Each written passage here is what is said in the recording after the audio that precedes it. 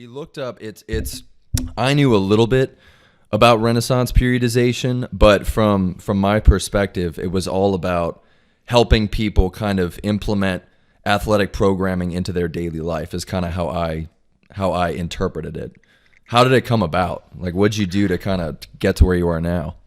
It's a very general, Yeah, broad question, so take your time. no, well, for sure. So I was always really interested in sports and fitness growing up, and so I kind of Yeah. knew that I always wanted to do something Hmm. in that field. I just wasn't sure exactly what. And so I went to school at the University of Michigan, and my sophomore year, Hmm. I'm down training at the school gym, and I see this other guy, this short, stocky guy, squatting, 405 for reps, perfect form, right? Yeah, And no Nice. problem. Yeah.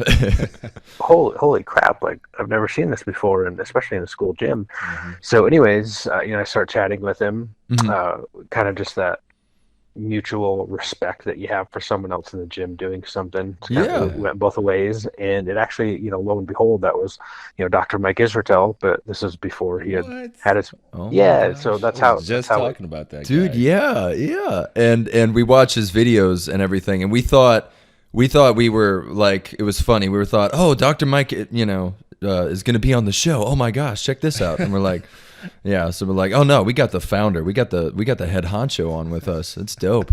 It's amazing. Yeah, So totally. Well, so he co-founded RP with me, mhm. and it's just funny that that's how we met. And he convinced me to try powerlifting pretty early on. And as Mhm. soon as I Yeah. did, I was hooked. And we started training together. We were pretty much always experimenting with ourselves. Mhm. Fast forward, Nice. another year or so, he helped coach me through my first bodybuilding show. This was like in Wow. 2008. I graduated from Michigan in 2009 and just knew that I wanted to do something in fitness. Yeah. And he was moving out to New York City to be a personal Sure. trainer. And he said, well, hey, do you want to come with me? Like, hey, they need more people. And I had never been to New York, but I was like, Mhm. yeah, sure. Like, just Wow. hang out in the gym all Just took the day. leap. Yeah, yeah, totally. And so that's really, I mean, funny enough, that's just kind of how RP got started. And we were training, personal training in a year in Manhattan. It's really cool. Wow. He Yeah. left to go back to get his PhD. And not too long after that is kind of when we officially started RP because we started doing a little bit of online coaching for folks. So it started off as like just an online training business, and then you guys kind of went up from there. Yeah, all we did was started writing programs for, close friends, Mhm. family, things like that. And this was way back in 2011 maybe, so it Wow, was a man. while ago. Yeah, like, Wow. pretty much a full decade. Yeah. And Yeah. so the online coaching thing was a little bit newer back then. I mean, nowadays pretty much everyone and their brother's an online So No, you coach, guys so were it's like it's the true. pioneers at the time, like I would say, because you're right. I mean, back in the day, online training was like, wait, It was what new. if Like, yeah, who does it was that, so right? cool. Yeah. And nowadays, you're right. Everybody on Instagram's got like their link tree or whatever, their online program, Their and yep. OnlyFans plus their bodybuilding. only Yeah, oh boy, yeah. Oh boy. Yeah, for sure, they for sure. combine it with a lot of things. Yeah, Yeah. exactly. So was that your first step into online, just online everything, media, personal training, everything was like that was the start of it? Yeah, totally. So I'll back up just a little bit. So essentially, what happened is I realized when I was training people in person in New York City, I was Yeah. busting my tail going all over the city, everywhere. Yeah. And I'm just like, man, this is not a very efficient use of my time. Like, how can I do things a little bit more efficiently?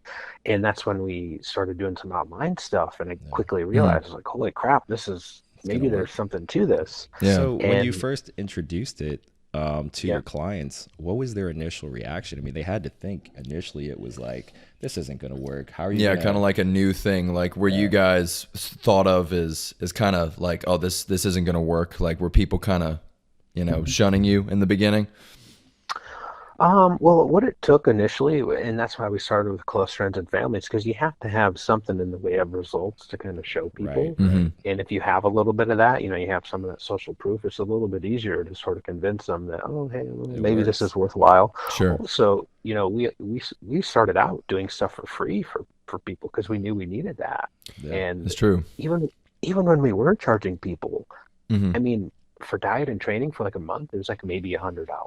Oh wow, Wow. That's a low price. But huh? that puts it into perspective, I guess, is you really do, like what you said, you have to just generate free content right off the gate, and you have to be willing to do that, at a moment's notice. Yeah. So you got to like build up the servant side first, Yeah, we always call it giving out little golden nuggets. Yeah. To build your reputation. Yeah, in it's that true. field, Totally. So. Yep.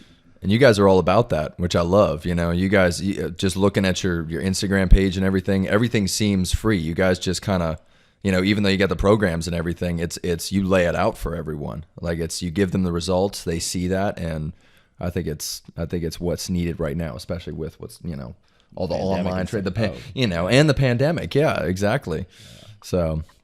Yeah. Yeah, well, it is really interesting in that the first time we ever created these diet templates, which is way back in 2015, so about 6 years ago, one of our coaches said, "I can't believe you guys are doing this. I think you're going to put coaching out of business."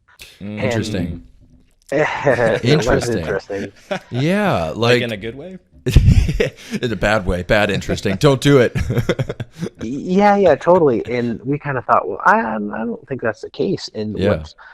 so basically, we took the coaching model and we're able to scale it, make it more affordable. So it actually opened the door for more people. Now more people are coming in. Right? It's the same idea with free content. Sure. You look at someone like Mark Bell, who's been doing that for everyone knows who Mark Bell is. He gives out so much free content that people love it. And so that was kind of always our idea as well. Is like, well, let's just put out a lot of free content. It's going to help people. It's going to draw more people in. And then usually what happens, I don't know about you guys, but if someone's giving me a lot of good stuff for free, if they do have something that like they have a program or a book or something, I'm going to buy it. Because I'm like, yeah, these guys are good. Like they're doing all this stuff. Like I want to support them. I want to help them out because that's you're amazing. building trust with them. Like they see that you have the heart for this stuff.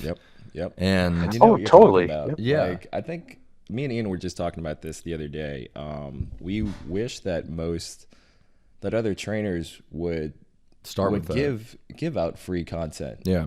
And most trainers that we talk with, they're so afraid of doing that because they're like, and I agree with them as well to a certain extent. Like clients should pay for all this. All my services they're not. I don't want to give it out for free. And all this. And I'm like, well.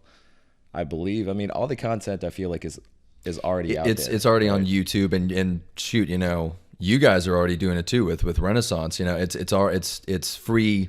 It's free to get, and a lot of times now, like what Eric was saying, it's just they don't. I guess they don't know how to do it. It's that. What do you give out? Or they just like don't want to do it. Yeah. And Nick, what type of advice would you give to the trainer of 2021? Of today, to build their business the fastest, leveraging internet? Would you tell them to just cut your ego, start giving out little gold like free nuggets here and there, establish yourself? Like what type of advice would you give to the trainer of today? Yeah, I think that's a good starting point. So if you're starting from scratch, you have to be able to do some stuff at discounted rates or for free because you need those testimonials, you need referrals, Sure. you need proof of what you do works. That's why I think for a lot of people, actually starting with in-person live training is a really good idea because you build some confidence that you actually know what you're doing. You get people results. You feel good. Then you can maybe go online and start saying, hey, here's my client that lost, X amount of pounds and they got stronger. And hey, look at this. And then, maybe you drop some little pieces of free advice along the way. It's like, hey, here's a couple, things that you can do to get started. People see that, they get kind of interested. Yeah. And, you do build that trust, that rapport over time. And then if someone, if they then need some program, like, okay, yeah. So I like to make the analogy of, I don't know much about cars. I could take lots of time to learn all that online on YouTube. Let's say I could learn how to, tweak engines and all this stuff. But realistically, am I going to do that? Do I have the time for that? Yeah. No, absolutely not. It's just like in fitness. Like, think about how many people out there, they could do all this stuff. Yeah. But let's be honest, they're not going to. They just want a well-priced program that works that they can follow. Yep. How do you guys how do you guys like bridge the gap? How do you kind of combine the two? Because I know you've got like you've got the plans, you know, but it's how are they designed in a way that kind of allows people to like take them and roll with it? Because I'm always confused by that. You know, when I started out as like a trainer, and I still struggle with it today. It's how do you develop the mindset portion where they can just, you know, roll with it and achieve the results they're looking for?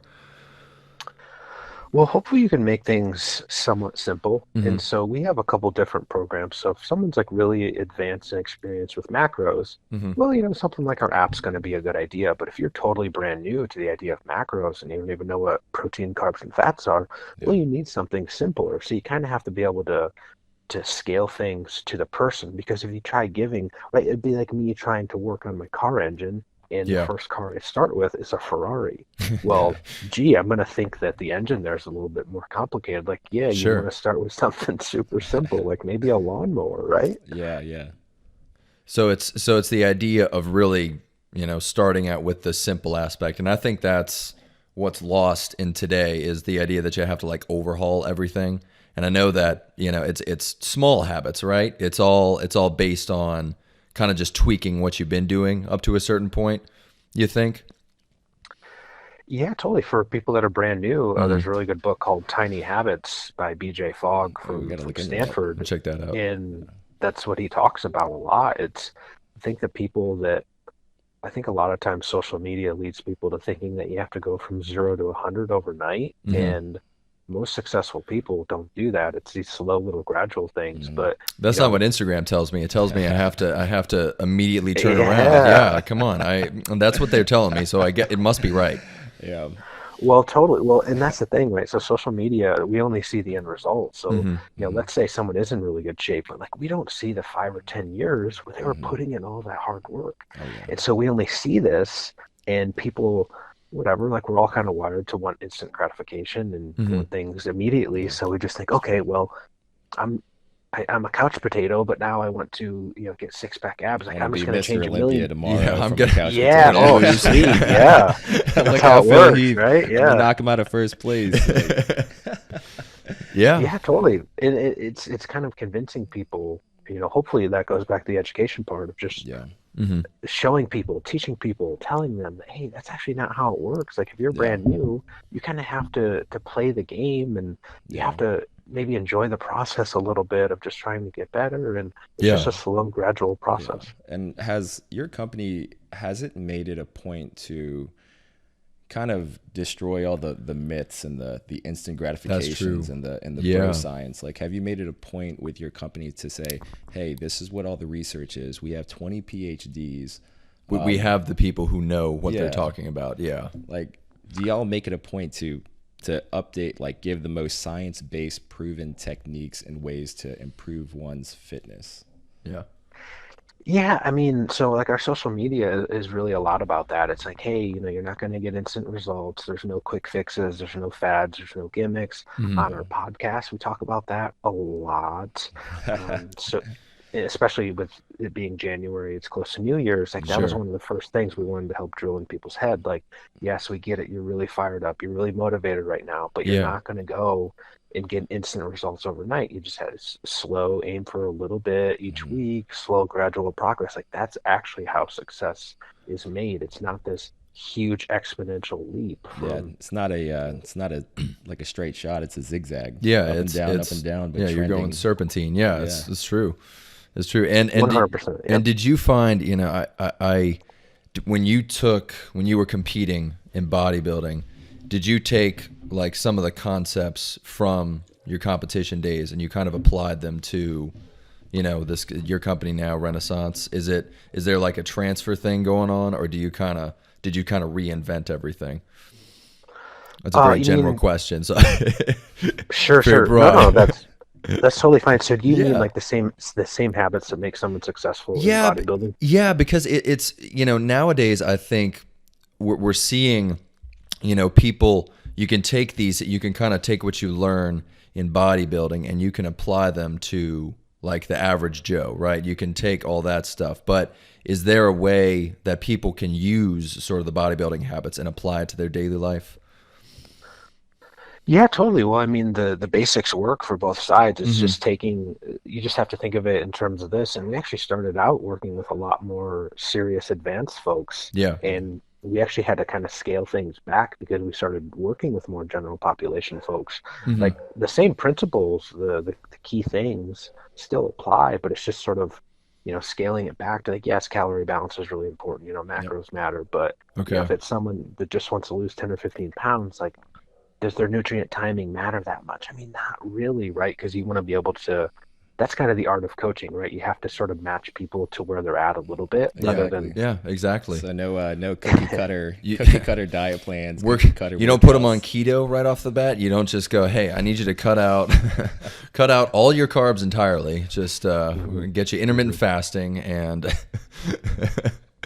So, but yeah, I see what you're saying. It's the art of small changes, and it's the art of just of implementing that week to week. So yeah, yeah. consistency wins. What do you think about keto and intermittent fasting? What's your thoughts on those? I think that I think with any diet, with Hmm. any nutrition program, there's usually some good and some bad. It's not an either Yeah. or thing. It's not like, hey, this is good or this is bad. Like, I it's was all about hoping you would trade. just trash keto right now. I was just hoping you'd just go, Well, screw keto. See, I Ian's can't taking a stand jab at that. me right now because he knows that I'm a huge fan of intermittent fasting, especially for like a really super busy person that Yeah, doesn't eat in the yeah. morning. Oh But man, that's tough. That's what tough. is your thoughts on? I guess this is a personal question from me, but what is your thoughts on intermittent fasting in general for well, weight loss? yeah, so I think it has some pros and cons, right? So for a Yeah. lot of people, I mean, I don't know about you guys, but like when I wake up in the morning, I mean, I'm not necessarily really hungry. Like I don't Mm, want to take time to cook food. Same, So, I same. mean, for me, I just like to do some type of shake just so I get something in, I Nice. get something in, yeah. usually some like protein and some caffeine. Like that's usually a pretty good combo. Yeah. In fact, like my morning routine is just a protein shake and a banana to kind of kickstart, Yeah. my Sure. day. Sure. So something like that. But you think about when most people struggle with their nutrition, when are they Hmm. going off track? Is it in the morning or is it at night? Ooh, that's a Well, good. That's a good question. I yeah, Yeah. mean, I never yeah, thought about it like that. yeah, Yeah. that's true.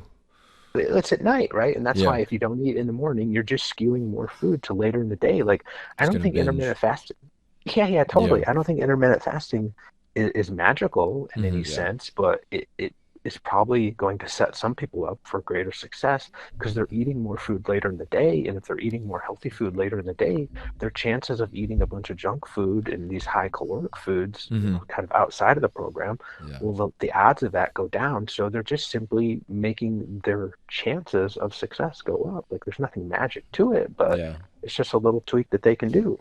Yeah. Nice, nice. And that goes back to applying these methods to the person's actual life. It's true. So you guys, I imagine y'all don't do the classic give out cookie cutter diet plans. Like here's the meal plan of chicken and rice every 2.5 Do this. hours. Yeah. Every two and a half Just hours, you copy got to paste. eat. You got to, yeah.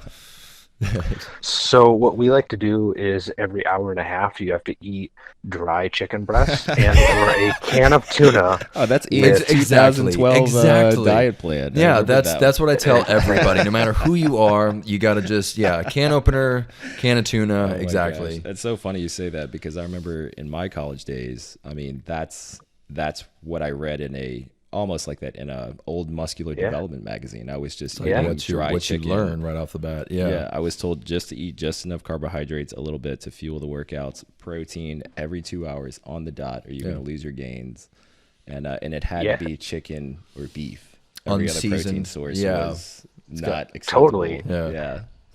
Well, so a funny story about that. That's actually how I did eat in college, but it's not because I thought it was like that advantageous. I was a poor college student, so like that's Mm. all I could afford was like cans of tuna and like these giant bags of raw oats from Costco. And, Yeah. that stuff's dirt cheap. They- I was also gonna make a joke that you write that diet plan of just like tuna and apples or maybe raw oats, and then like if someone questions it, you just have to question their dedication. If they're not Just go, willing to do I it, don't they're think not I don't hardcore think enough, you're in Exactly. it. Yeah, you're You're not in not it to working win hard it, bro. enough. Yeah, it's God. Where's your the gains, man? and the gains. Oh, that is hilarious. I know Totally. a lot of Actually, college kids out there can relate to and that. so, real quick, just on that front. Mhm. So I actually think that's a really good advantage of so many online coaches and stuff now. I feel Yeah. like the shift to more evidence-based practices is actually increasing. Whereas we go back in time a decade when we first started. I It's mean, if you crazy. mention the term Yeah. evidence-based, people are like, "What the hell is that?" What's that?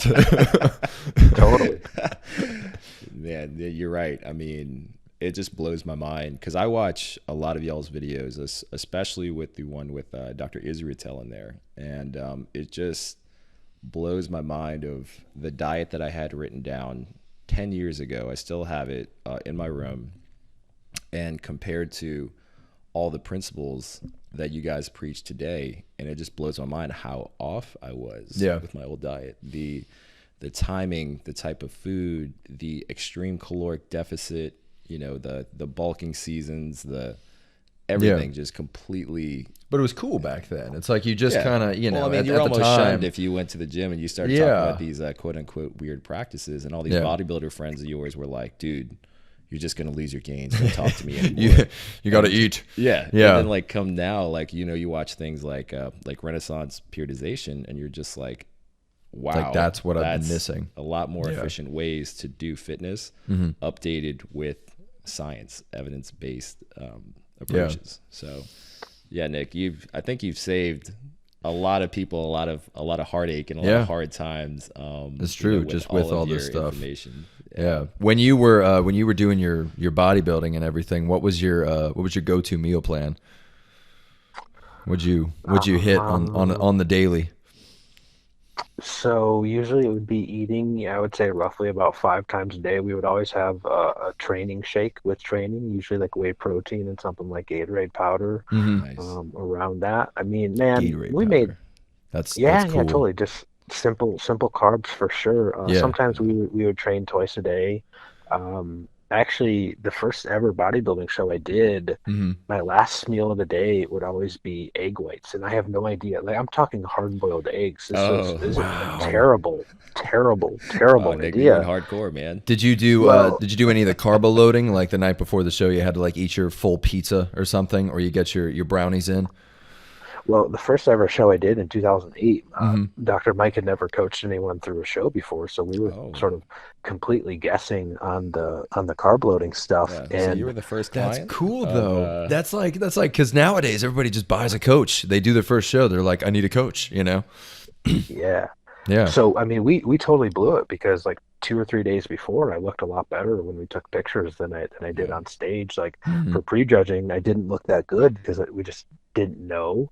And then I actually looked a little bit better at the night show. And then like basically the day after, I was like, oh wow, I think I actually look my best today. Amazing. It's just like, oh God. Yeah. But you kind of, it's good because you have to do that, right? You have to learn and sort of fail early on. And nobody was paying us at the time, which is good. So we made a lot of early mistakes on ourselves. Sure. So then when we helped people, we were actually doing better. That's awesome. And it also gave you a chance to learn more about your own body and how carbs actually affect you. And with contest clients, do you all have a like sort of a test out phase? You get to learn the client's body first, how they react to certain foods before you carb load them? A little bit. So I don't do a lot of coaching anymore. And so when it comes to contest prep coaching, Jared Feather pretty much does all of that. And there's another guy, Sam, that works with him. And I mean, Jared's done this so much now. I mean, he just turned pro a few months ago. Wow. In Congratulations. classic. Yeah, in classic physique. Classic physique? Ooh, that's my favorite. Yes. Yep. That's my favorite. I believe so.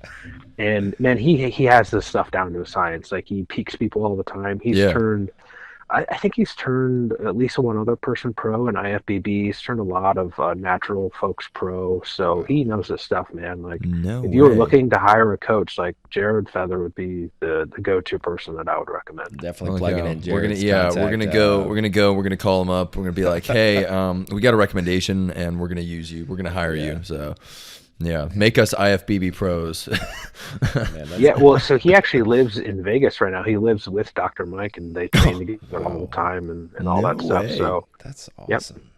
Oh my gosh, man! Wow, That's amazing. And I'll ask you this too, just with, with the plans you make for people, what, this is kind of my question I ask everybody.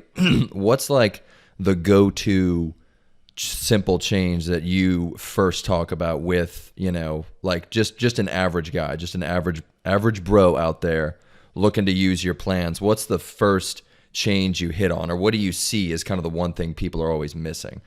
Is it something specific, or is it just kind of dependent on the person?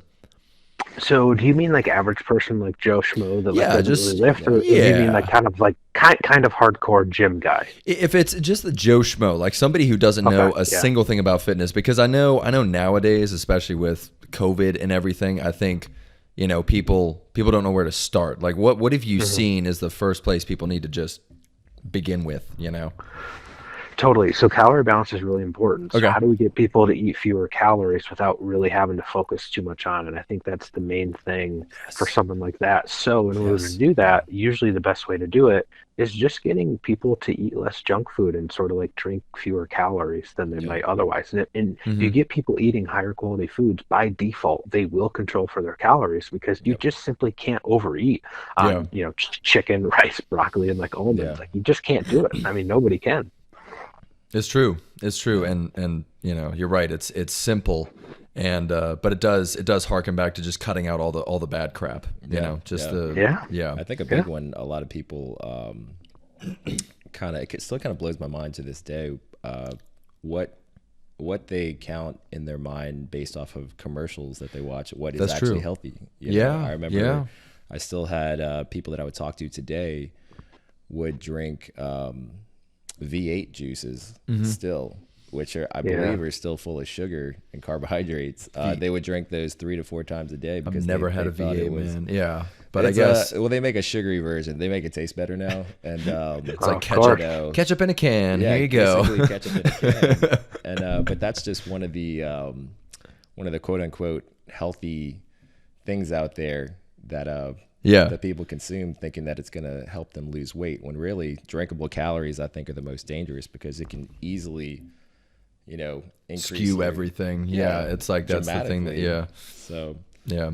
But now I'll ask you this too, man. I just have a bunch of specific questions, but what do you think about what's the science on like gluten intolerance? Cuz my big beef with like people nowadays, I know that people talk about having like a gluten insensitivity. What's your thought on that? Like, is that something founded in your opinion?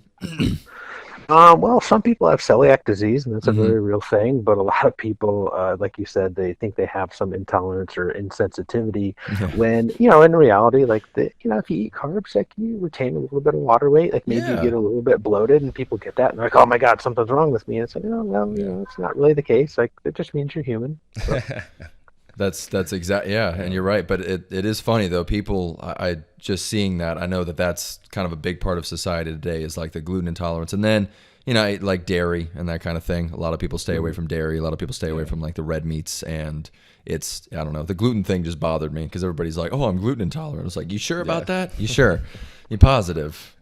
So, yeah, Yeah, because you got a lot of people out there spinning all this, hmm pseudoscience fad type stuff. Like you can't eat yeah. grains, you can't eat dairy, you can't eat this, you can't eat that. I always like to think if you're looking at some type of diet, and the first thing they talk about is all the foods that you cannot eat. I usually hmm think that's a bad spot to start. Right, right. yeah, yeah, that's true. I didn't think about that. Yeah, but what? So, Go oh, ahead. I apologize. No, you're good. Go. So I just had a question. For You're a CEO, great of a great company. I would imagine you sound like a very extremely busy person. How do you implement fitness into your life? Managing so much, your business, everyone that works under you, being a family man. Like how do you? Are there any tips and tricks that you can give out to the Yeah. busy person of today, um, on how to still implement fitness Yeah. into their lifestyle? Yeah, I think there's maybe two ways. You just really have to make it a priority. hmm And so people like to say they don't have time, but you have time for your priorities in Yeah, life. Yeah. Because if you don't prioritize your health and fitness, and let's say you prioritize your family. Well, if you're not healthy, you're not going to be around as long. True, So Mhm. true. that's not really a good thing. So it's a little bit about priorities. I Yeah. also just think that you could, for me personally, most of the time, it means I'm just going to get up a little bit earlier and like maybe knock out some cardio in the morning, Yeah, yeah. Yeah. something like that. And the reason that I do that and try to sort of focus on myself a little bit more in the morning is because I know that realistically later on in the day with family and Yep. work and social media and all this stuff, like the Agreed. chances of me taking that time midday, it's just harder. Yeah. So Agreed. usually if you can get up earlier, kind of get some of it done, that just helps. It simplifies things. Is Absolutely. that what you're doing right now with your own like personal workout routine? Are you you're a morning guy? A little bit. So I work from home and I Mm-hmm. have a home Nice. gym, so super fortunate and grateful there. Um, Sweet. but That's yeah, I'll actually maybe do a little bit of cardio in the morning. Mm-hmm. Eat my breakfast, read a little bit, et cetera, et cetera. yep. And then the late morning, I'll go down and get in like a 45, 60-minute weight training session. I Yeah. will Nice. say that I've totally scaled back like how much I train myself from being like a hardcore bodybuilder to just like, I kind of know a lot of people, again, they think that they have to do so much where it's like, no, I mean, you Mhm. can get some really effective stuff done in 30, 45 minutes. Yeah. Exactly, Yeah. exactly. Quality workouts over quantity. Yeah. So Yep, It's for amazing. sure. But it's the gains, Nick. Come on, you're missing out on the gain. No, just kidding. Well, I will say this: if I was, still training like a hardcore bodybuilder, I would crank it up a little bit. But Yeah. yeah, again, it came down to priorities for me, and my priorities became, I had two small kids. Kind of when I had our second kid is when I kind of yeah, gave up the idea of I wanted to be a really serious hardcore bodybuilder because yeah, RP was also taking off at the time, and I just Mm-hmm. said, yeah, well, what are my priorities here? Should I prioritize this hobby that like I'm never going to make any money in, and in fact I have to yeah. spend a lot of money on in terms of bodybuilding, or Exactly. do I shift a little bit of focus to a business that can actually probably be pretty cool long Yeah. term and It And definitely stuff? turned look at So out that way. everything. Yeah, Yeah, it's. look at I think you everything. succeeded, man. Yeah, I was gonna say you definitely, well, thank you. Yeah, produced like that decision you made was obviously fruition to something amazing. I mean, it providing is. so much value. I mean, I was telling Ian yesterday, he was like, "Yeah, I landed the interview with the owner of Renaissance." I was like, I know us "What?" lowly podcasters were I sitting here like, oh love my those god, oh my god, oh my guys. god, this dude, oh my Like, god, you like. know, yeah, it's Well, so I will say this on that regard because I think that everyone sort of thinks that people are less reachable. And I find myself doing this all the time, right? So, Hmm. like, yeah, let's say there's an author of a book that I read, and I'm like, man, that would be really cool to like maybe have them on the podcast or something. Yeah. And yeah, like, a lot of the time, I'm just like, oh man, nah, I shouldn't do it. Like, they're probably not going to get back with me. yeah. And there's actually a lady that wrote a couple of really cool books that I liked, and I randomly reached out on Instagram, and I was like, hey. Would you be like, I was like, hey, can I send you a copy of my book? And then I'm like, would you be Wow. There interested in you coming on the go. podcast? And Yeah. she was like, yeah, totally. Like, I Oh think my most, gosh. Gosh, that's awesome. yeah, Ian, yeah, because I had to ask Ian because he started popping out all these podcasts at like every single week, and I was like, I was checking out his the people he was interviewing, and crazy amount of followers. I mean, when I see followers in the thousands, I'm like, dude, what is the secret? Like, what do you pay these people to be? And he's like, It's just email them like what you did, man. yeah, It's so funny. Like I guess for people starting out with this, that's all you have to just reach out, just shoot your reach shot. out. And it was just funny though because I'm sitting here like, man, this is never gonna work. This is like they're too busy. They got too much going on. And then like what you said, man, it's gotta weird. reach out. Yeah, they just got to reach out, I guess, for anybody trying to start up a business. So yeah, right. yeah, So there's a little bit of just having some self belief and confidence, and then Yeah, that's yeah. part of it. The other part of it is, well, let's say you email 10 people. I mean, not everyone's going to say yes, of Hmm. course, yeah, but you might get three, you might get four, heck, you might get five, maybe even get more than that. But like, you just have to realize you might strike out a little bit. But if you still yeah, in the net balance come Hmm. out and get a few, like that's a really good start. And then what does yeah, it do? We talked about this earlier with starting with training people. Well, if you can get a couple guests on your podcast that yeah. like maybe a few people know about, now you use this as social proof and like you Yep, have a little bit of momentum, and now you can go to other people and you Yeah. just exactly. can, that's just how it works. A Ah, lot of that people, they is just think that they want to go from that 0 to 100, but mm, it's really not like that. the back end, you got to be brave. Yeah, you you gotta be do. bold. Yeah. Just reach out. We've never approached it like that. We're just, we're just going to go through it really scared and, no willpower. So that's what we're thinking. We're going to accomplish Sweet. it that Yeah, way, totally. man. Totally. It's going to be, very timid. We're thinking we're going to build a business on that. So Nick, you mentioned that there's a couple of books that you like to read. Are these books that have greatly impacted, your life as far as being like a better overall fitness coach, a business owner, a father? Like what do you look for what has helped you as far as like the tools? Yeah. What do you recommend? Oh man, like I'm an avid reader now. I read all the time. I started picking this up a lot more a couple years ago. Honestly, I read. My goal is to read like 50 pages a day, Nice. and Dude. like, Oh my gosh. sometimes. And again, it just goes back to priorities. Like I just really want to prioritize that. Actually, so I wrote my own book that came out in November, and it was sort of like this sort of accumulation of reading a bunch of different books from different Nice. genres. So like Sure. not just fitness, but business, psychology, personal finance, et cetera, et cetera. But you just notice all these common themes and habits that keep coming up, whatever sort of genre or whatever it is. And so that's kind of what the book was based on, like the 7 things that most people do. So I mean, there's so many books. It would really be like, well, like, what are you kind of looking for? I mean, I think there's probably just some, let's say you take one like, oh boy, where do you even start? 7 Habits by Stephen Covey is a good one. Yeah, that's a great one. How to Win Friends, Influence People. I mean, this is you start with like some of the The classics. well-known ones. Yeah. Sure, and those are all really great starts. And the cool thing is, a lot of these books will reference other books, and you can kind of pick up some more from there. And that's just how you keep going through it.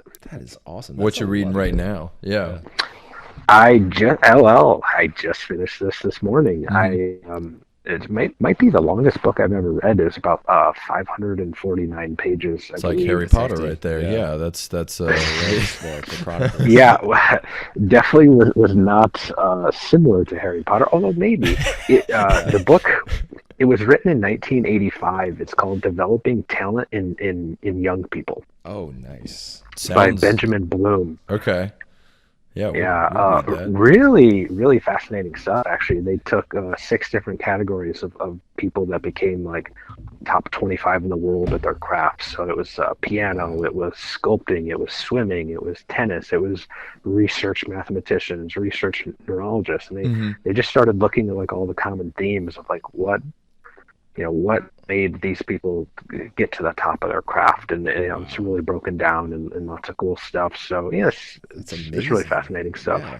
So what were the top? I guess we can't name them all, but like what were the top 3 traits? I guess we're putting you on the spot, man. No. Hey, tell us what you've learned. Well, no, this is great because now I have to kind of like test myself and did I actually learn what I read from this book. Aren't you glad you came on this podcast? Here we go. I'm very much prepared because I was writing down tons and tons of notes Good. from the book. So there's a couple things, and one of them is it seems like all of these people had some good core family values that were instilled from their parents, like. You have to be just a tenacious hard worker. You have to think long term. You have to like sort of set long term goals. And then it's kind of this idea of valuing success, achievement, and excellence, and that like really anything you do, you should be trying to do it really well. And so you instill these things from the time kids are really young. It's going to help, right? It's just good examples. Another one would be, so what was funny is that the parents of the sporting kids, they just tended, like the parents liked sports more. So that's kind of how they got into it. Yeah. The parents that were into piano and art, well, their parents were more into art. The research folks, like their parents were more intellectual, like they were more doctors and professors and things like that. So you just kind of get these little head starts in those, and Mm-hmm. then the parents were just pretty good about like making sure they practice every day, like just Yeah. being disciplined. So you just look at things like that, and That's they awesome. actually said that there was like three main phases. So you have like the early years where you just want kids to do things for fun, Mm-hmm. and then you usually transition to like a little bit more advanced teacher, and then you really drill technique, and you have to get that down. Mm. So this was written in 1985, so it's before the idea of Anders Ericsson and deliberate practice was out. But Yeah. that's really what they were talking about. It's like you're not just doing stuff. You're not just putting in reps. Like you have a teacher, you're getting Yeah. feedback. You're sort of always pushing the There's a envelope. plan. They're kind Yeah. of like Yeah, instilling totally. that Yeah. philosophy in you. You know, there's like you Yeah. said, there's hardcore values. The values, but then the self-sufficiency, so like the going at it yourself and being able to take it, into your daily life and that kind of thing. So, Totally. yeah. Well, I have one more thing too, and I think Mm-hmm. you guys might appreciate this. So when I think of deliberate practice, I actually think of periodized training. Like Yes. you're Yeah. always intentionally pushing the envelope a little bit. Yeah. Like you're not just doing the same stuff. Like there is a plan in place. So one week you're doing, three by, let's say 225 or something on bench, and then like the next week you're adding a little bit. Like you're always pushing that envelope a little bit. So Mm-hmm. I actually think like the idea of deliberate practice really fascinates me because it perfectly parallels kind of how we set up training programs at Yeah. RP. Wow. And we were talking too, when it comes to like the advanced lifter, and you can tell us what you think about this, because this is we've tossed this around. We're kind of going about, how do you make change when you've been in the game for so long? And we talked about the idea of frequency, because you start out in the gym, you go with like, okay, I know I need to lift heavy, and I know I need to do it for a certain amount of sets and reps, but for you, what do you tend toward, especially with your lifting, to kind of keep making progress? How do you change it up for yourself?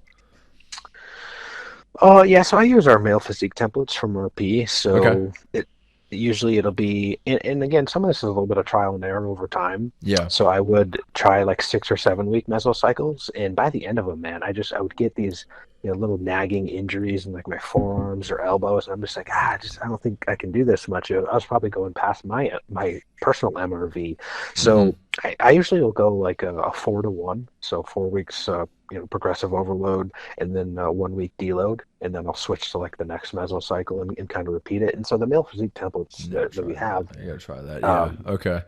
yeah, they sort of, the programs are set up like they have 4 or 5 mesocycles built in, and all you have Okay. to do is sort of pick the exercises, punch in like your estimated 10 RM, and then Mm-hmm. it's basically going to program, the next 5-6 weeks for you. It's pretty Wow. cool. That is amazing.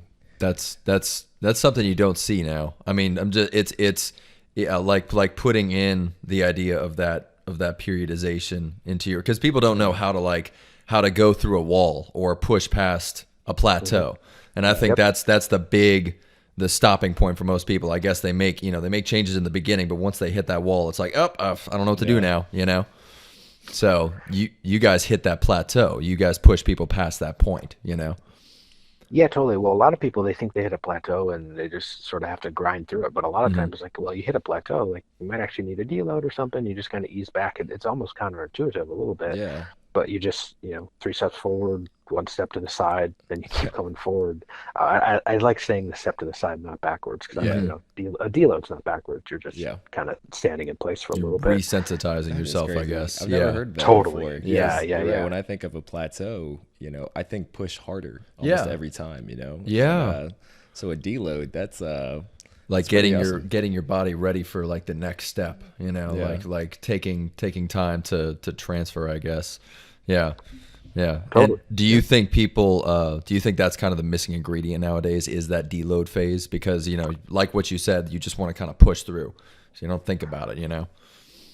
Yeah, maybe. I think a lot of people don't rest enough, but if they know a little bit about evidence-based stuff, I think they're probably Yeah. doing an okay job in that regard. But Hmm. if they're just following hardcore bodybuilder bros online, yeah, they're probably just thinking, oh, like let's just crush it, man. Like, Yeah. so real quick on the deload front, here's what I say: you're gonna take time off eventually. You have two choices. Okay. You can be proactive about it and you can deload. So you plan it in advance of when you're Hmm. going to take some time off, or not even off, but you're just going to kind of ease off the gas pedal a little bit.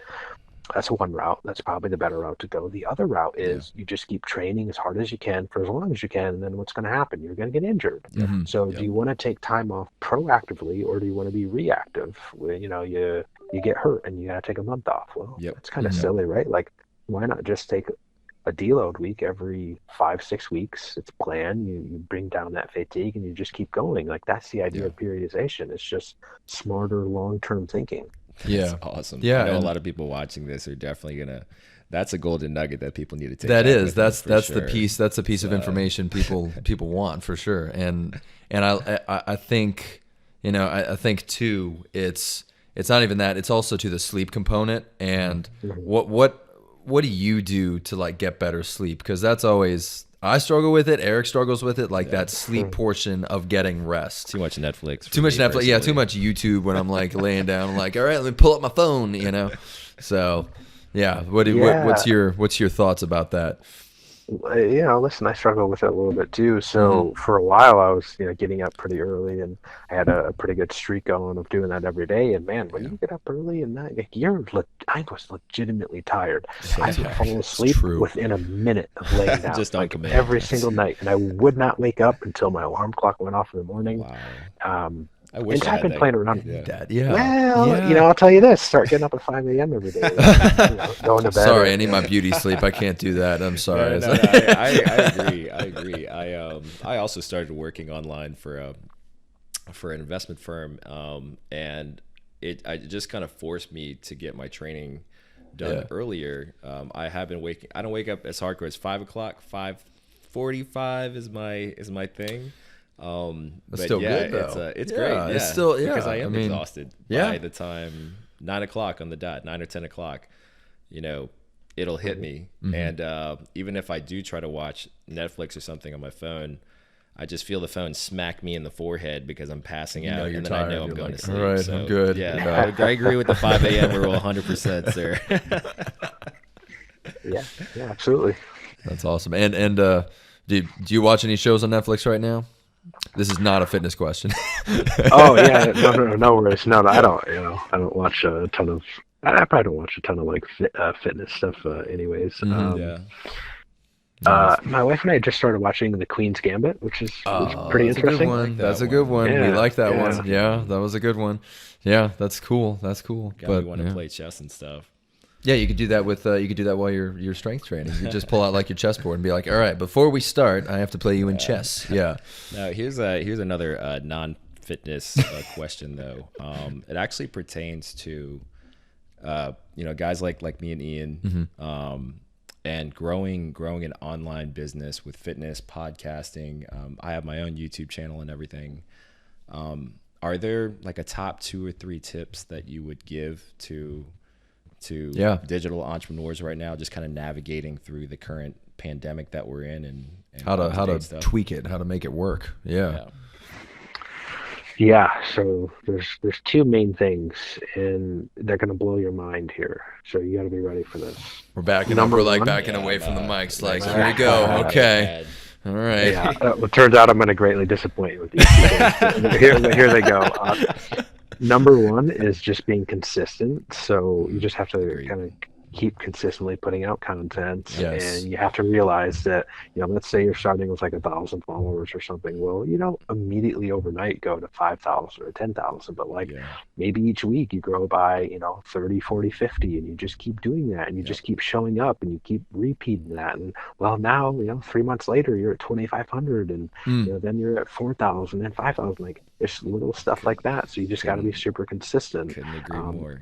Yeah. And it's tied in with that. Number 2 is you just have to have that longer term time horizon in your mind, because again, everyone wants to be the celebrity overnight, but that's just really not how it works. Like, you have to put in the work behind the scenes and slowly build up and slowly get a reputation and all that. Like, that's just how it works. And really, any endeavor, you don't just become successful overnight. Like, honestly, I can relate it back to that book that we were talking about earlier. I mean, maybe there was like 1 or 2 that were like kind of child prodigies. Yeah. But for the most part, like, even when they were 12, 13 years old, like, their parents weren't really even like that sure if they would go on to become great at it, but they just kept putting in the work. Yeah. And so these, kids, let's call them like teenagers, were Mhm. probably practicing, 2 to 4 hours a day. Think about that, right? Wow. And then when Yeah. they get into the advanced stages, when they go to like a master teacher, I mean, they're probably training 4 to 6 hours a day in their craft. So Jeez. So that consistency, that